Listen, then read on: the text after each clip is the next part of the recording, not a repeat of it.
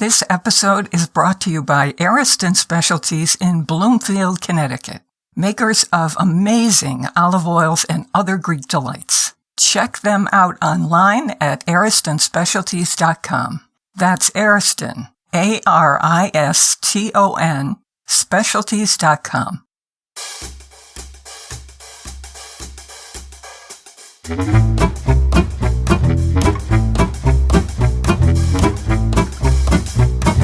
Steak on the grill, shrimp rolls, potato salad. It's the all-new Faith Middleton Food Schmooze Party podcast.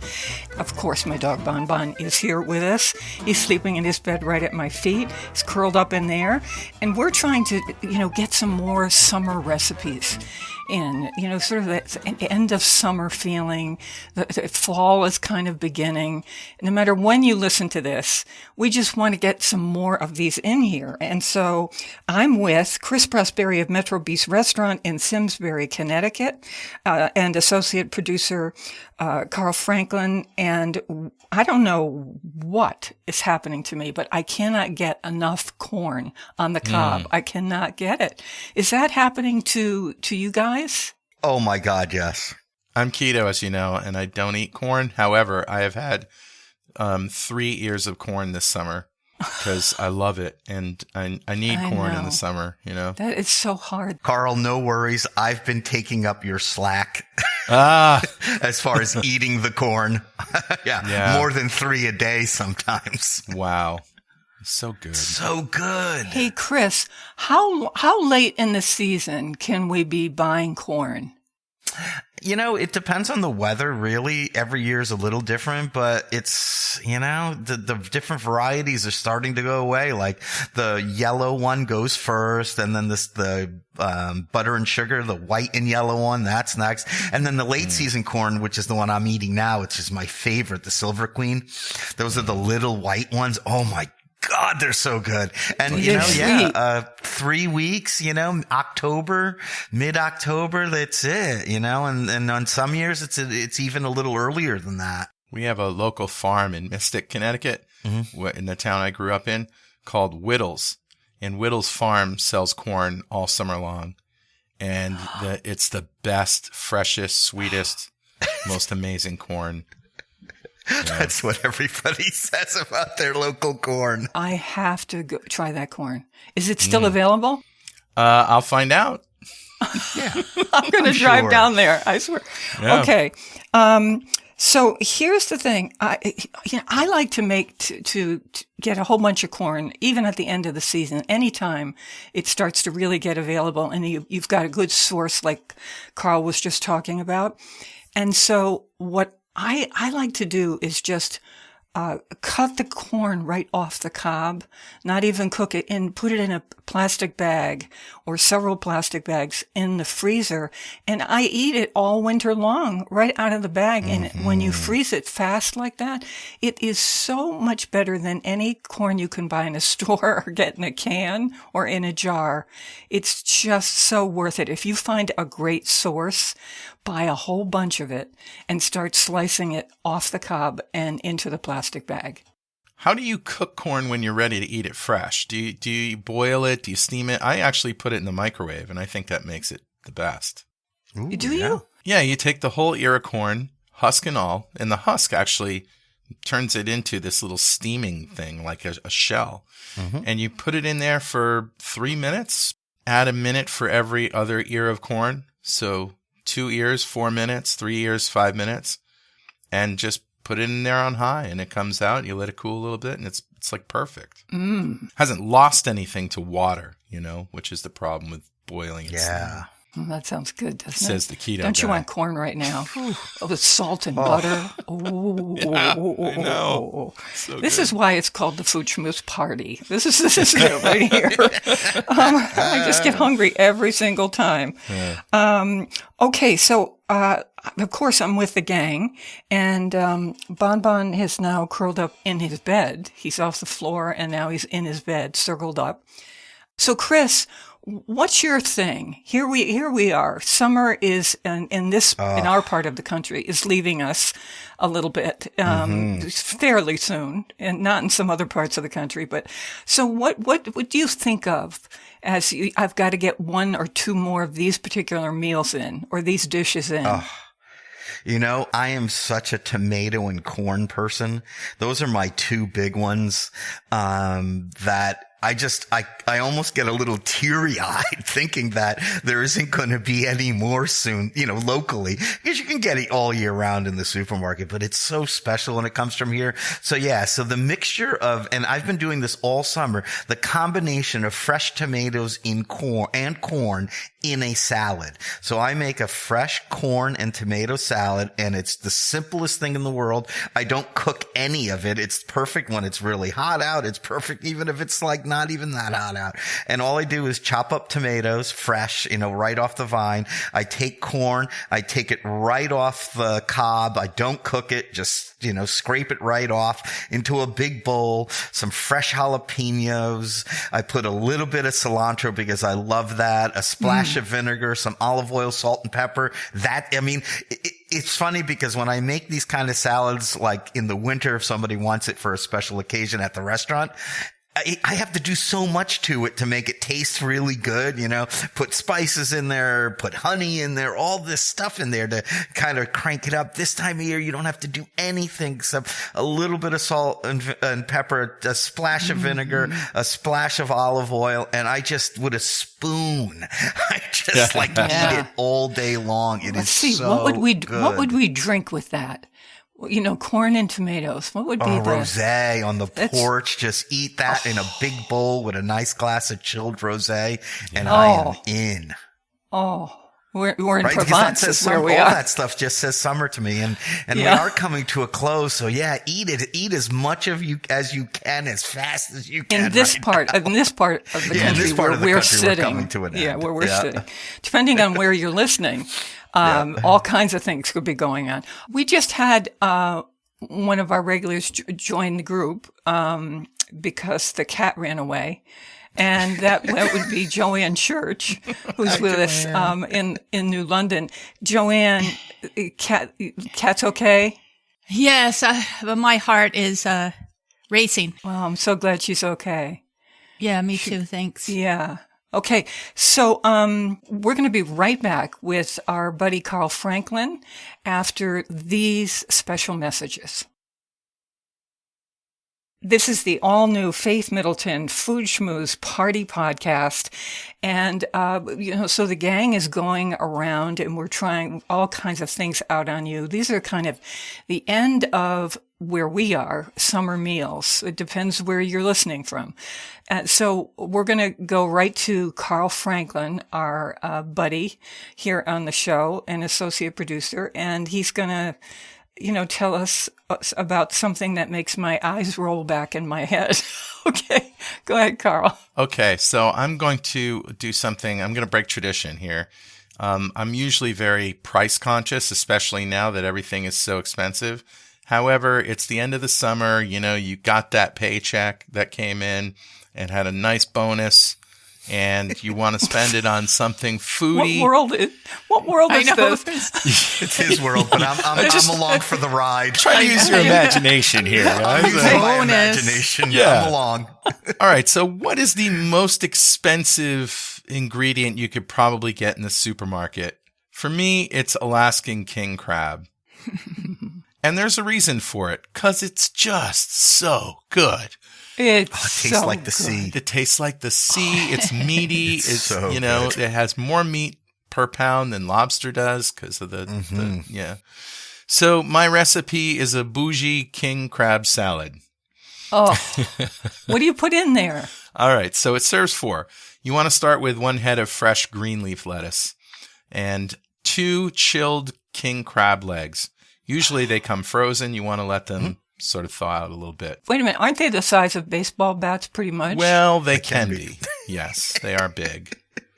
But they're like $50 a pound now I know. at my local store. So you really have to be in the mood to spend some money on some good ingredients. But I've sensed this theme here with Faith and Chris about letting fresh ingredients speak for themselves, not having to add a lot if you start with really good fresh ingredients. So that's what we're doing here. So 2 chilled king crab legs, 4 long stalks of celery chopped into small pieces. We're going to be using a sprig of tarragon, fresh tarragon, and we're going to be using mayo. Now, if you want to put Hellmann's on $50 a pound king crab legs, that's your prerogative. But I would, I would make my own. And I talked about this link before, mayo.2keto.com, where Julie Fox McClure from Fox Hill Kitchens showed how to make mayonnaise with avocado oil and eggs in 30 seconds with a stick blender. So I'm going to start with that recipe, but I'm going to use Old Bay instead of salt. Oh, yum. Nice. Yeah. And I'm going to add an extra egg yolk for extra richness. And instead of... No, wait a minute. When are we coming to your house? You can come anytime. Right after this. Seriously. We'll bring the crab legs. Yeah, well, okay. Well, then in that case, you can come right now. Oh, yeah. So instead of apple cider vinegar, we're going to use lemon juice. And we're going to also add about a teaspoon of garlic powder. So that kind of makes an aioli, but it's got the Old Bay, seafood flavor in it as well. And it's rich from that extra egg yolk. So you're going to need some olive oil, salt and pepper, and a little paprika. So the method is use some sharp scissors to carefully cut the legs down lengthwise and extract the meat as neatly as possible. Now, I know sometimes you can't do that with scissors. You might need to bash it or crush it or whatever. Just trying to preserve as much of the meat pieces as you can instead of shredding it, right? You want to cut that into good bite-sized chunks. And you're going to gently fold together all the ingredients except the tarragon. And by all the ingredients, I mean the mayo, the celery, and the crab legs. Then you're going to chop the lettuce into bite-sized pieces and toss that with olive oil, salt, and pepper. You may have your favorite lettuce that you want to use, but I kind of like a neutral lettuce for crab because I don't want to taste arugula. I want to taste crab. You know what I mean? But, people typically use arugula for things like this or rocket. So are you thinking about like Boston lettuce? Well, Boston lettuce could work, but green leaf lettuce is kind of nice. It's somewhere between a romaine and an iceberg and just has a very nice texture and a nice flavor, a neutral flavor. So I'm going to toss that with olive oil, salt, and pepper. I'm going to plate that salad on a chilled flat plate. Very important. Ooh. If you're going to be bougie, you got to chill your salad plates, right, Chris? Yes, 100%. Especially with crab being what it is. Oh, yeah. So you're going to charge $100 a plate.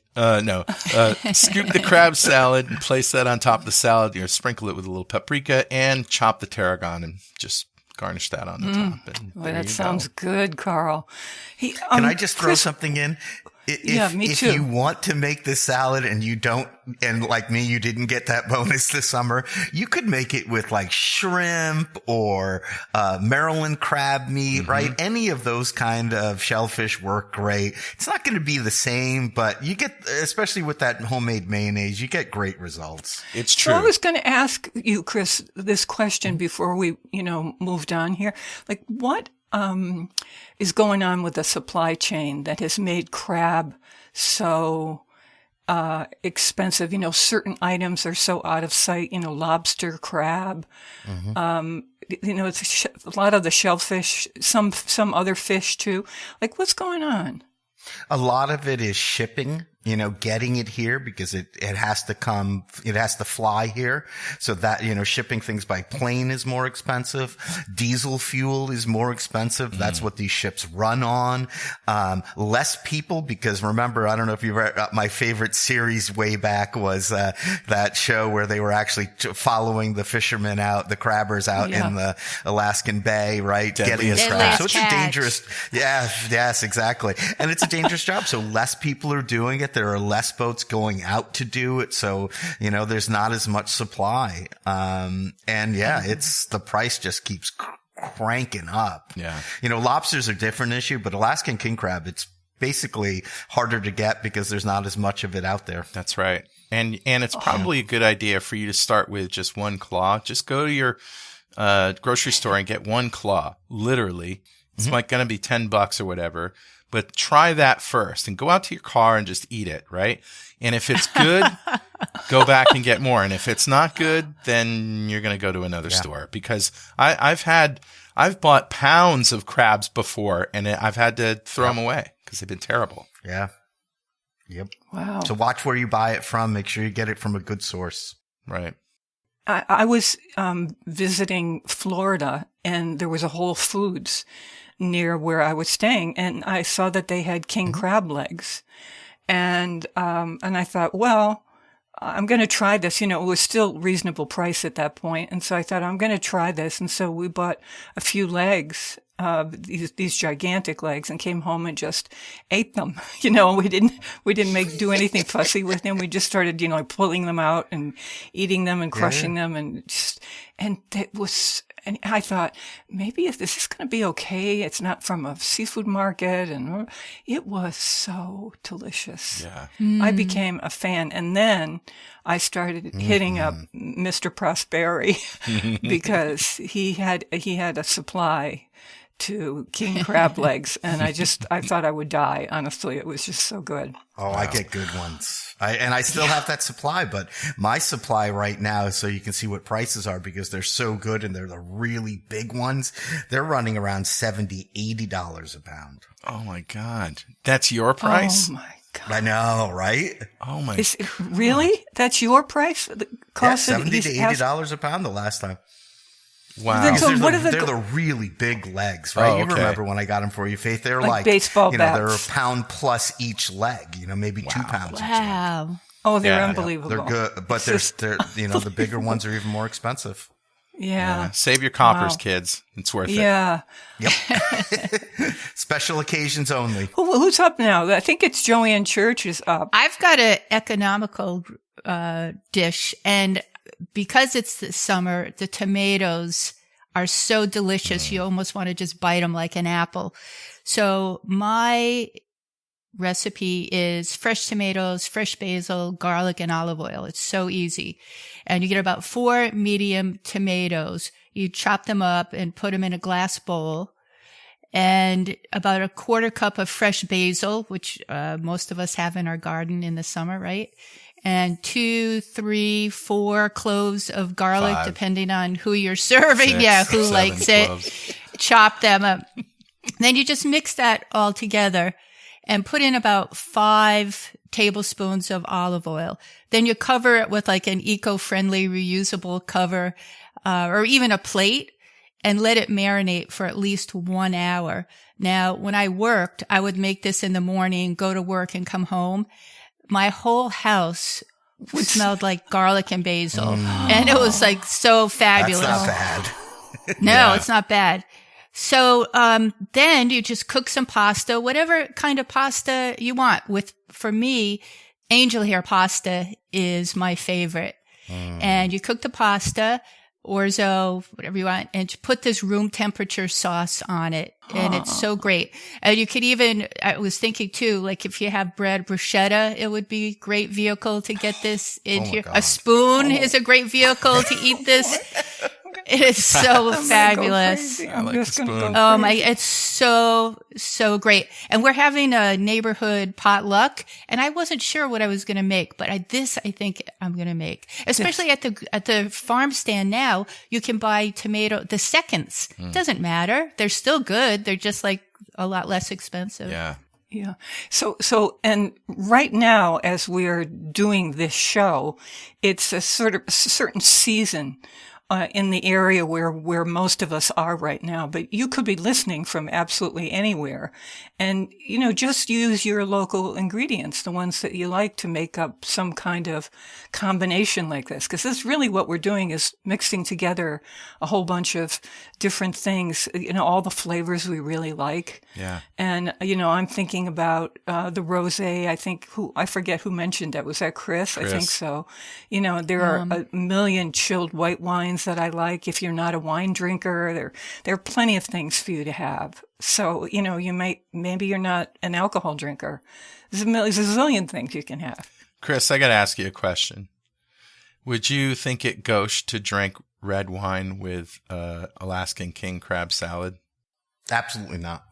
I knew I liked you. Oh yeah, you can drink red wine. I mean, the rules are out the door now, especially Right. now. Forget it. It Yep. was funny because, someone was telling me you can't, have a red wine with, this corn and tomato salad I was talking about. And I was like, of course you can. I just take a lighter style red wine and throw a couple ice cubes in it. And people are like, you can't do that. And I'm like, why can't you do that? Of course you can put a couple of ice cubes in a nice light red wine. Don't forget our trick. We like to, as a group,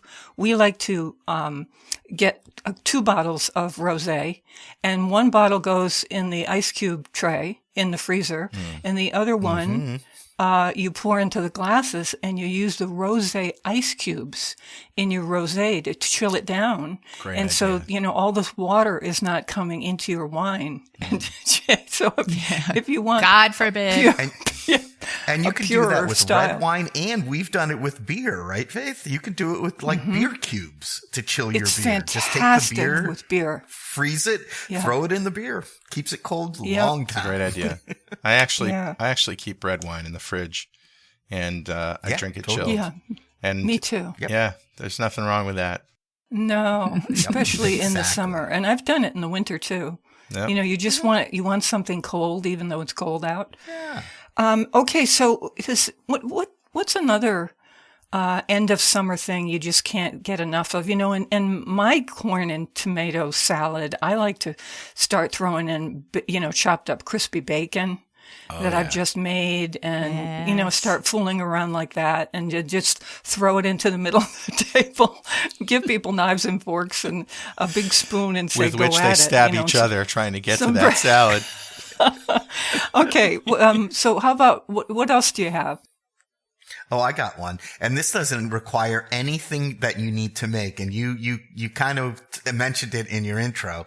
And that's get in the car, drive down to the shore. I like Clinton and Lobster Landing, and get a lobster roll before those little shacks close up for the season. Yeah. And they usually make it, past Labor Day, then they do the weekends only, and they'll last into the fall, but man, when they're gone, you miss them. So yeah, try to get one last lobster roll where you're actually sitting outside on a picnic table. They're a little more expensive this year, but they're so good. So I thought someone said they were a lot more expensive.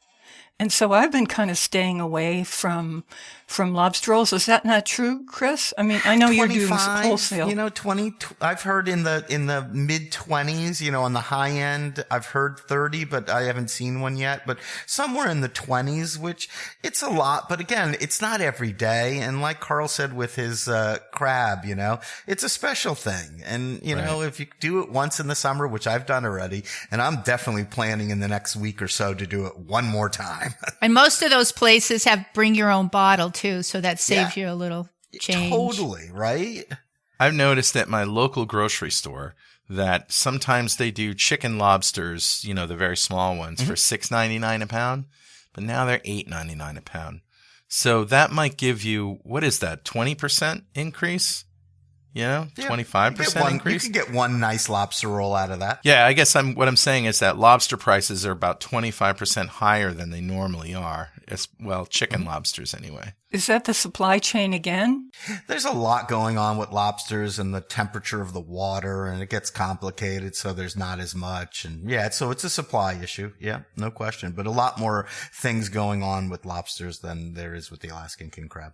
Any oyster fans here? Oh, yes, Yeah. me, for sure. Because it's getting to the end of the time when you want to eat fresh oysters, isn't it? I heard somebody said that you never want to eat oysters in any month with an R in it, or that ends in R. Do you think that's true? I don't even Not know anymore. if that's It true. used to be when you were only sourcing local, but now everything comes from everywhere. So basically you want them in the cold water, and there's that red tide that really affects them, and that's like certain times of year. But if you can get a good source, I mean, they really do fly them in from. They flash freeze them and ship them to you. No. They just But they have oyster farms, right? Yeah, they have oyster farms, and it's just they bring them in from the West Coast, from Europe. They come, literally from Japan. Wow. They're really, it's FedEx. It's overnight. Cape Cod. Yeah, they come literally from everywhere. Have you guys ever been to the Matunic Oyster Bar in Matunic, Rhode Island? No. I've been to the pasta bar there, but not to the oyster bar. Is it great? It's great. So they actually have an oyster bed where they raise oysters right there. Mm-hmm.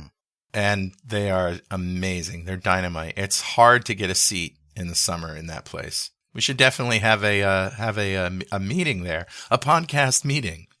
Yes, I like that idea. I agree. Yes. And do they serve oysters all year? Yeah. So I'm looking at their website, and they say they're open year round. Waterside and inside dining available every day in addition to pondside pickup. And that's at RHODY oysters.com, rhodyoysters.com. Love good oysters. Yeah. We have to do a show there. We have to do a show there. Yep. We like do. that We idea. have to have tasting. We have to do a show. We have to tell people ahead of time. So listen, as you're listening to us now, we're going to tell you ahead of time what kind of oysters you might try from your local oyster place. And then we'll all together, you from wherever you're listening and us, say at this oyster place, and we'll have a tasting and we'll talk about oysters and how they do them, and it'll be a riot. That And then we sounds can try great. different wines that go with, that we think go with oysters, and, see what you think. We'll tell you in advance what we're going to do so you can line up those wines too. We won't do anything too expensive, just things that taste good. Yeah, we will. Carl. I'm sorry. Did I say that out loud? That should have been my inner voice. No, I know. I like it that you said that out loud. Sixpenny Oyster Farm in Noank. I knew there was one in Mystic area.